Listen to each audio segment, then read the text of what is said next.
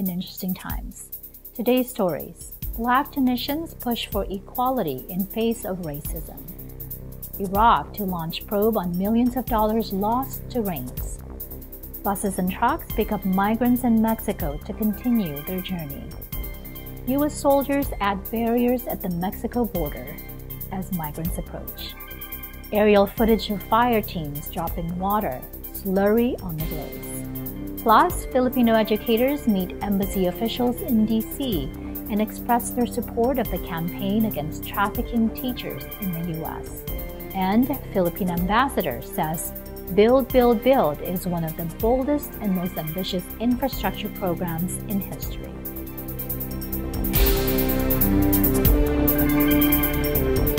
Hello everyone, I'm Anna Kui, bringing you stories from around the globe. And this is Eagle News, Washington, D.C.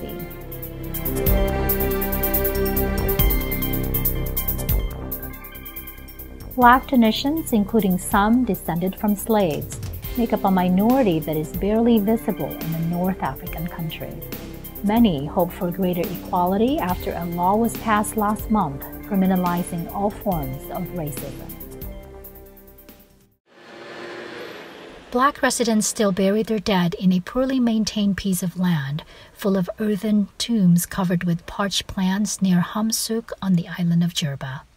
Two other cemeteries lie a stone's throw away, reserved for people with light skin. قديم الزمان يعني احنا من قديم الزمان سنسنا بها الحكايه هذه مقبره العبيد وحدهم مقبره البيض وحدهم كل شيره وشيرتها معناتها كل واحد وشيرته. مقابر عبيد ومقابر أحرار هي ظاهرة موجودة بالفعل، وهي ظاهرة تحتاج كيف إلى المعالجة، ولكن المسألة تتعلق بعقلية، لأن في الواقع العنصرية هي عقلية وثقافة. Slavery was formally abolished in Tunis and in part of what forms modern-day Tunisia in 1846. On October 9, Tunisia's parliament adopted a landmark law penalizing the use of racist words, the incitement of hatred and discrimination. These crimes are now punishable by 3 years in prison and a €5,000 or $5,600 fine. Reconnaissance de l'État tunisien que ce problème de racisme existe. Mais malheureusement, il n'y a pas que la reconnaissance. La reconnaissance est une étape, probablement la première étape par laquelle il faut passer. Maintenant, il nous reste la réconciliation avec nous-mêmes et les autres. Last month's law is an acknowledgement by the state that racism persists, but the law must not be applied, he added. But there could be a long battle ahead. Town halls on Jerba even use a designation widely perceived as being highly racist on slaves' descendants' birth certificates. The word in question is atig, a prefix followed by the name of the master who granted freedom to the ancestors of the certificate holder. Massawi said in the absence of popular pressure to withdraw the designation, or a directive from the government, the word and its racist connotations will continue to be applied by town halls. الكلام هيك راه مش موجود، لكن راهي موجود. يقول لك نورمال عادي ابيض ولا ابيض يحكيها عادي، يمكن التطبيق ما فماش، تطبيق يحقرك ويتعدى. فهمت ما هناش عقليات يا خويا تاعنا. A lawmaker said Tuesday Iraq's parliament is to investigate how $6 million worth of local currency stored in public bank coffers were damaged by heavy rain. The pledge came a day after Central Bank Governor Ali Alak appeared in front of lawmakers to answer questions on a range of issues, including the case which dates back 5 years. في نهاية عام 2013 يعني أيضا قبل مباشرتي بالعمل بالبنك المركزي تعرضت خزائن مصرف الرافدين إلى غرق بسبب الأمطار الكبيرة التي حدثت في ذلك الوقت. وهذه المياه قد دخلت إلى خزائن مصرف الرافدين وتسببت بوقوع ضرر بالأوراق النقدية المخزونة في تلك الخزائن. الخسارة ليست في قيمة الأوراق، الخسارة في مثل ما بينت هو في طباعة هذه الأوراق، وليس المبلغ كما مثبت هو 10 مليارات، إنما هو كان بحدود 7 مليارات موزع على أوراق بفئات مختلفة. Al-Alaq said the central bank reprinted new bills to replace the soaked ones, but since the money had not been in circulation, the only real loss was the cost of printing. His comments, made during a 6-hour parliament session, apparently did little to reassure Iraqi lawmakers.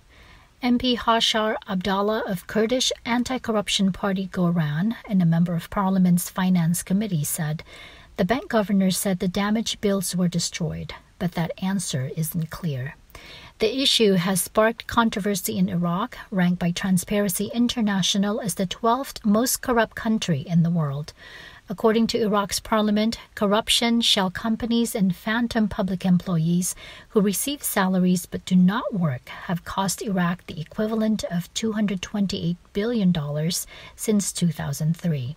That figure is more than the country's gross domestic product and nearly 3 times the annual budget. Up next, buses and trucks pick up migrants in Mexico to continue their journey. U.S. soldiers add barriers at the Mexico border as migrants approach. Aerial footage of fire teams dropping water slurry on the blaze. Eagle News Washington, D.C. will return in a moment.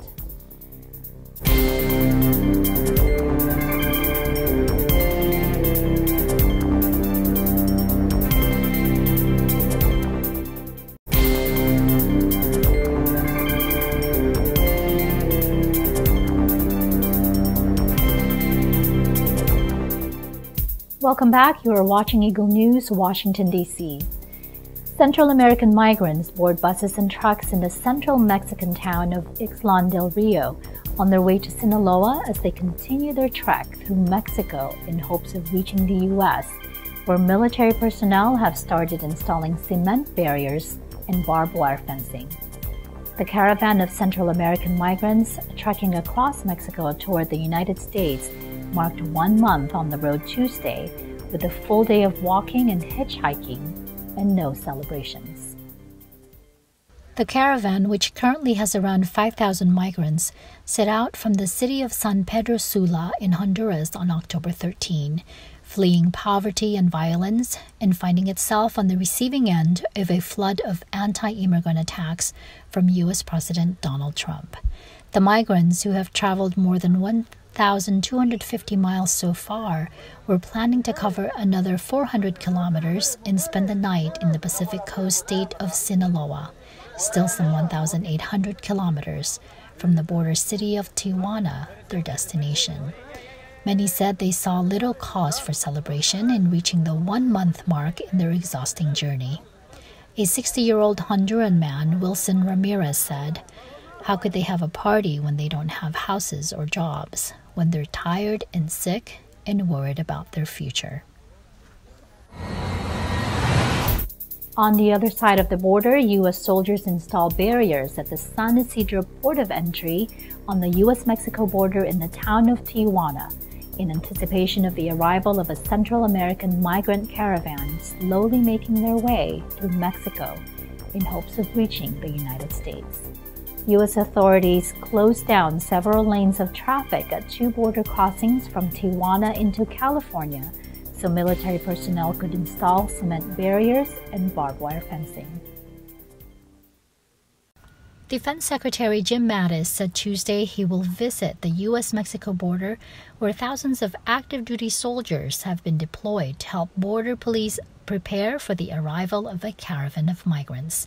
President Donald Trump ordered the military deployment in the build-up to last week's midterm elections, with critics assailing the move as a costly political stunt to mobilize his conservative base. At least 2 other caravans have since been established, defying threats from Trump, who has decried what he describes as an invasion. The migrants still have hundreds of miles to walk to the border and might not even get there before the scheduled December 15 end date for the military deployment. The Pentagon said Mattis was traveling to the border for 1 day and would visit McAllen in southern Texas. A big question the Defense Department has yet to address is how much the deployment will cost. The mission could see upwards of about 9,000 active duty and reserve troops working on or near the border. It is by far the largest deployment Mattis has overseen since becoming Pentagon chief nearly 2 years ago. He said the Pentagon would provide cost updates as they become known. Mattis has previously defended the decision to send thousands of soldiers to the border, where they will mainly provide logistical support, rejecting criticism that the move was political. Aerial footage show fire teams dropping water and slurry on the Woolsey fire that is burning in the Santa Monica Mountains, threatening homes. The fire has burned from north of Los Angeles all the way to the coast of Malibu, destroying more than 400 buildings. As wildfires rage these days in Southern California, burning glitzy towns like Malibu, the roster of evacuees reads like the guest list at the Oscars. These celebrities have taken abundantly to social media to post photos or videos of themselves being safe and sound, or looking at what's left of their gutted home. They have also sent out love, thoughts, and prayers, thanked fire brigades, or expressed anger with President Donald Trump for blaming the disaster on what he called careless management by state fire officials. While the so-called Camp Fire in the north has exacted a devastating human toll of 42 lives so far and essentially erased the town of Paradise, down south the flames have killed 2 people whose bodies were found in a car. They have charred 93,000 acres of land, almost as much as the fire up north. But the Woolsey fire has hardly spared Hollywood's beautiful people either, at least in material ways. News reports said the wildfire has threatened the homes of many celebrities, including Guillermo del Toro, Alyssa Milano, Will Smith, James Woods, Orlando Bloom, Melissa Etheridge, Cher, and Pink. Coming up, Filipino educators meet embassy officials in D.C. and express their support of the campaign against trafficking teachers in the U.S.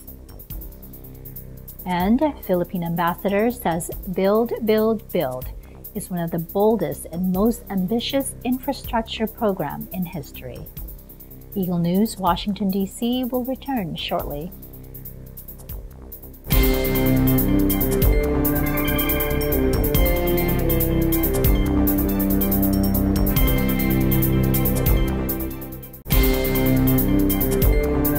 This is Eagle News, Washington, D.C. I'm Anna Clee. Filipino teachers from Maryland and D.C. gathered at the Philippine Embassy for a town hall meeting organized by the Philippine Overseas Labor Office in the U.S. Capitol, or the POLO, Washington, D.C. This is the third of the POLO, Washington, D.C. sponsored meet and greet series, providing Filipino workers an avenue to raise concerns. Issues brought up were trafficking of Filipino teachers in the U.S., exorbitant fees, and other unethical practices of recruitment agencies in the Philippines. Ambassador Jose Manuel Romualdez said the very good image given by Filipino teachers is the kind the country would always like to have. Consul General Renato Villa said the contribution of Filipino teachers to the Filipino community and to American schools is beyond question, but the teachers must remember to secure the retirement through Pag-ibig, SSS, and other social service institutions in the Philippines. Josephine Tobaya, a welfare officer, reminded the teachers to renew membership with OWWA, or the Overseas Workers Welfare Administration.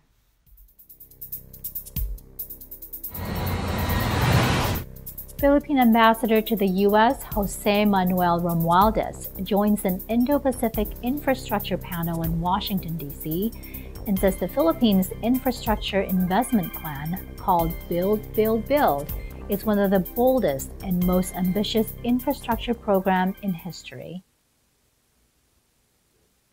In a forum entitled Building the Indo-Pacific, ASEAN Stakeholder Forum held at the Stimson Center, Romualdez said in 6 years, the Philippine administration's goal is to invest $170 billion into the country's infrastructure development and spend 7.4% of GDP by 2022 on infrastructure alone.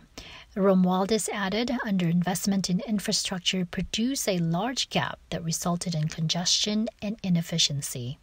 He said that gap is sought to be corrected by investing in 75 key strategic infrastructure projects over the medium term, and that build is gathering momentum.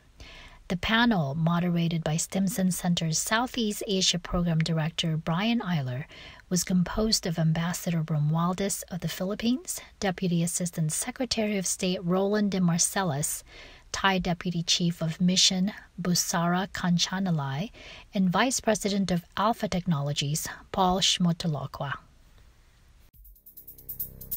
That is today's Eagle News, Washington, D.C. Join us again tomorrow for the weekend edition. Visit our websites at Eaglenews.PH and EagleNewsLive.com. Like us on Facebook and follow us on Twitter at Twitter.com/EagleNewsPH.